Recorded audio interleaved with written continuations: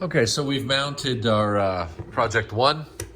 I've made sure that there's no metal occlusion interferences, and now's a good time to assess the length of these mesh lattice retentions that we've put down on the flanges. We can see here the extension of our attached and detached mucosa. A partial denture should have the same extensions as a full denture. And you can see that the flange is here, and now I've got the metal substructure so close. It's unnecessary to have that excess mesh retention over the ridge interfering with the flange length and the denture setup. So what I'll do is quickly, I'll try to reduce that. And I think that's probably in industry some of the main issues when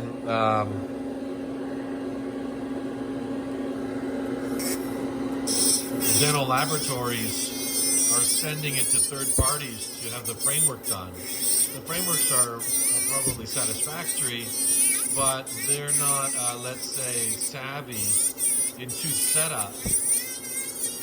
So they just usually over-exaggerate the length of the posts or the post position or the mesh retention length. And this is what I see if a denturist or a laboratory doesn't do their own frameworks, then they end up altering the framework quite a bit once it comes back, whether it's for bite or retention. Now, teeth were selected obviously from the dentist for the shade, and then we've chosen the right length of the teeth between 4 and 7 is the measurement most dental teeth manufacturers use. Here we have PL33 from Vita's MFT, which means PL, I guess, lower. 33 is 33 millimeters from the mesial of 4 to the distal of 7 on each quadrant. That's pretty much standard. There's usually 33, 32, 31, 30, 29 millimeters. So from 29 to 30, even 34. From 29 to 34 millimeters is the width of the posterior segment. As well as I've chosen here this for us in advance to match that of the first bicuspid. You would hate to have the second bicuspid a lot smaller than the first bicuspid. And also checking the occlusion on the opposing. Now, this is a contrived opposing model. But still, I'm more concerned with the lower, not how it lines up with the occlusion of the maxilla. I mean, if we're in the denture class, we're always used to, cusp marginal ridge occlusion, 1 to 2 tooth contact. And here, we might have 1 to 1, 1 to 1.5, 1 to 2. And I've separated the model now, but you could use denture separator. I used water. I let the model soak in water. I find that putting less separator on the model now, before or prior to processing, I just don't have to clean it up as well. It's a lot cleaner. So I'm just free-flowing wax, really hot here through the lattice retention, creating a denture base. There may be a few voids underneath, but I'll fill them in later.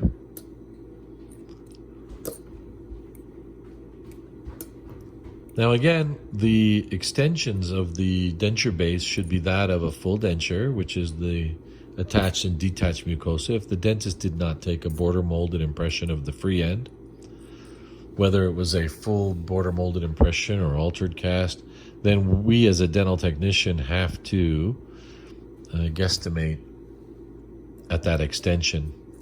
Now in wax, I guess we could overextend and the dentist can trim back chair side where the interference he feels or she feels is being caused.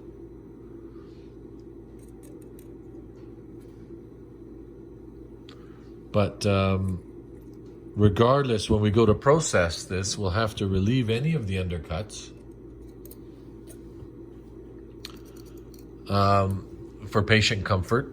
The path of insertion is dictated on the abutment teeth, but we didn't really take a lot into account of the soft tissue of the internal oblique ridge here on the Kennedy Class 1 about that undercut, because obviously the aesthetics would maybe out-trump that of the internal oblique ridge or myohyoid ridge of the lower. And this is going to be wax try-in, where the dentist is going to verify shade, vertical dimension, occlusion, possibly even patient comfort. And that's why, you don't want the dentist to say, well, that's not how it's going to be when it's done. What we're going to do is we're going to make it smoother, thinner. That's just backpedaling a lot of conversation. Let's try to make the try-in a big replication of our finished product, except wax instead of, acrylic. So I've put a lot of heat here to the wax to get through the mesh retention. I've seen some practitioners heat up the frame and stick it on the model and melt a sheet of wax. But I think as a student, I've seen them attempt that. And then what happens is you never heat it up enough and the framework is up off the occlusion of the abutment teeth. It needs to be remaining in its position.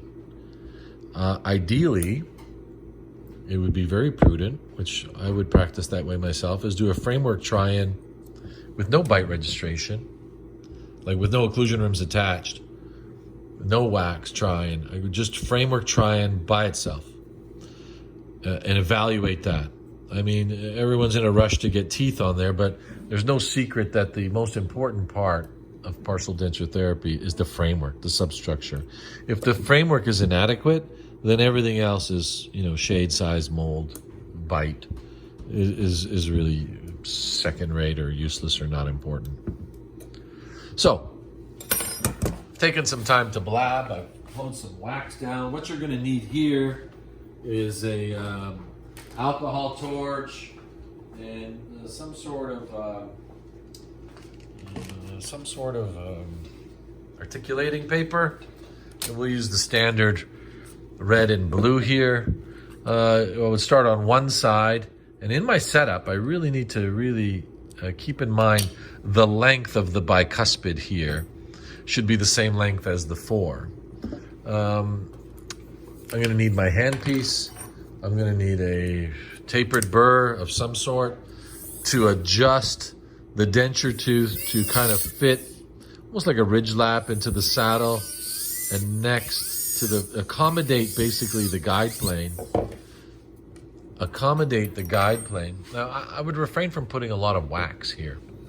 You don't want the wax to dictate or limit your setup, right? So once I have the length, the buccal corridor line, I don't want a metal diastema or a diastema between the teeth, so I really want to kind of bevel the denture tooth up here to accommodate the metal guide plane.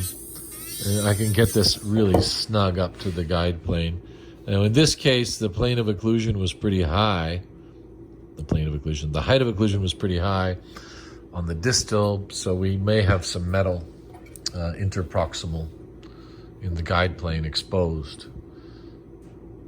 Now, if you notice, I didn't rush to close the articulator. I just put the tooth in place. And as I close down, it'll be obviously very high. Maybe a little too much to adjust the teeth.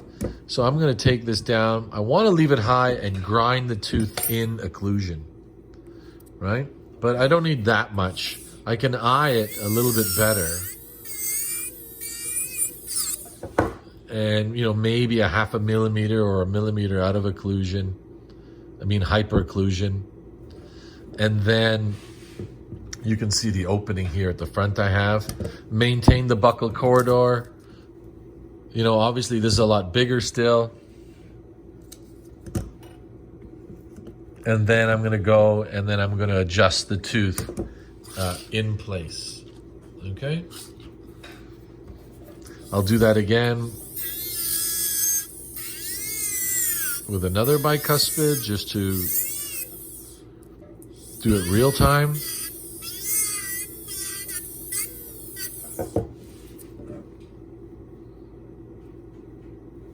I put it in place.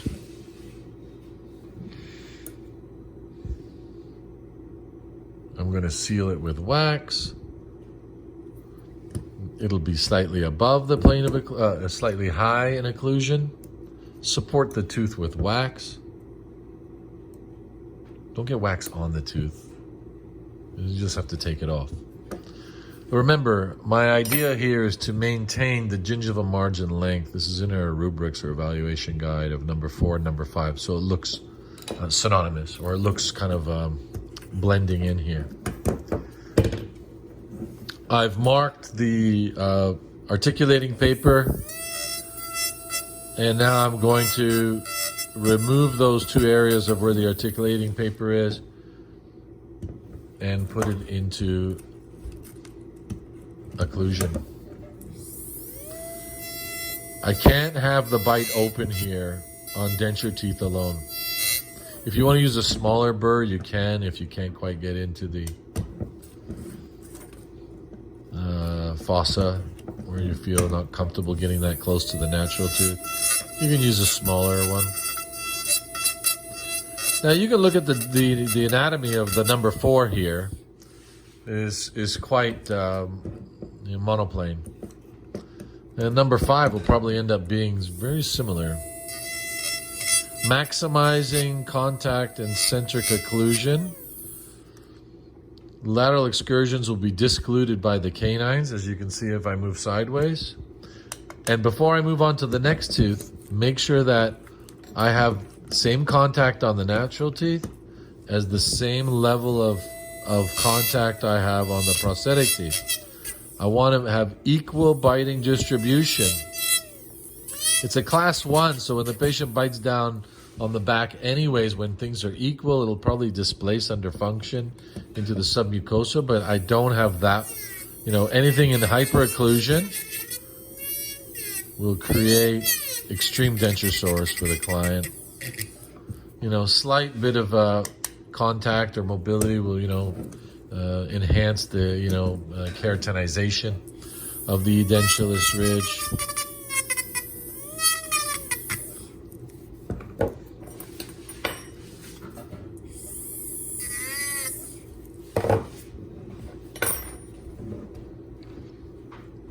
Now, I've checked with articulating paper the contact between 4 and 5. Heavy 4. Little bit, just a touch more on 5. I couldn't pull it through there. And I'll go with something smaller and try to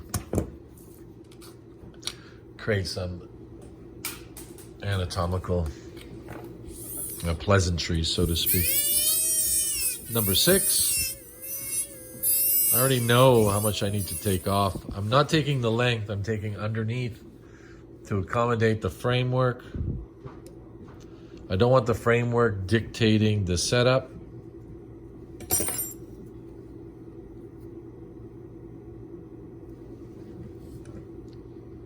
It's not a crossbite situation, it will be a class 1.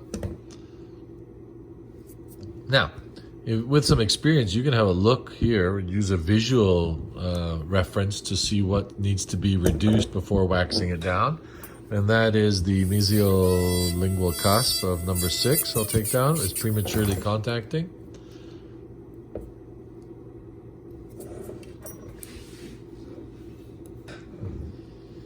Wax it into place here. No compensating curve to consider it about. Just all about gingival margin length and centric occlusion contact is really the two main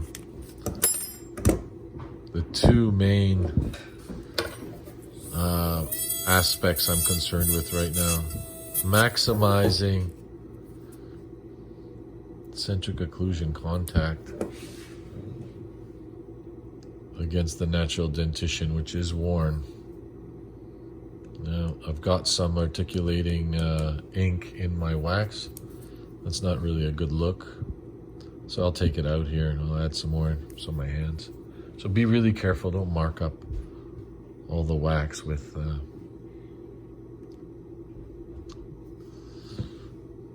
the articulating paper ink. So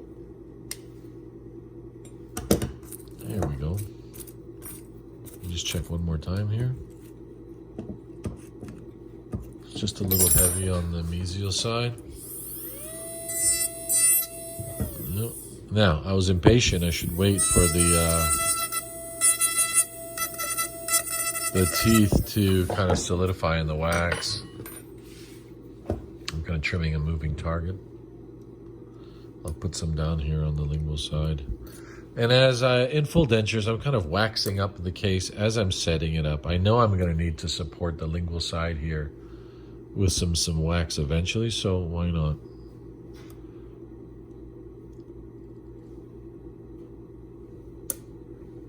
Do that now.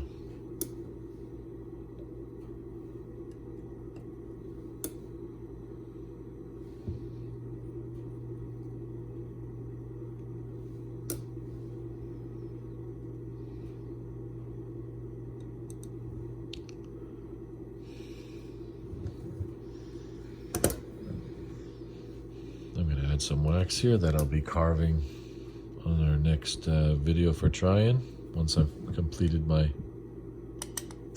a little heavy on the lingual cusp here. And on the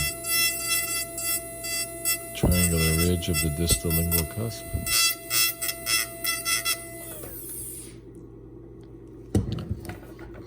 Try to maintain some buccal overjet between the upper and lower.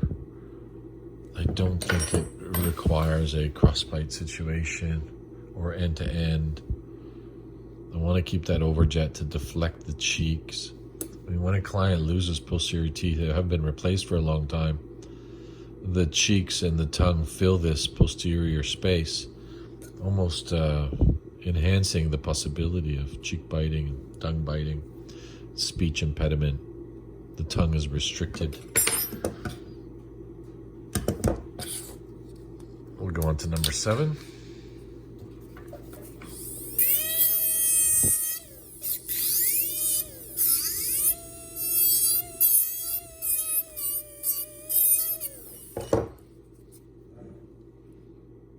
Now here, the gingival margin of 7 may hit the ridge, but I'm going to make it like a ridge lap. I want to keep it as long as possible. Just don't want to eliminate it, and we want to maintain the length as much as possible of the teeth. Keep the wax molten, very soft, so as not to deflect the tooth when you're trying to set it up in the position that you want.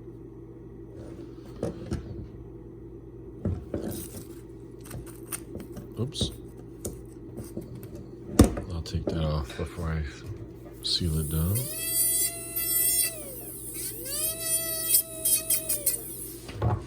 There we go.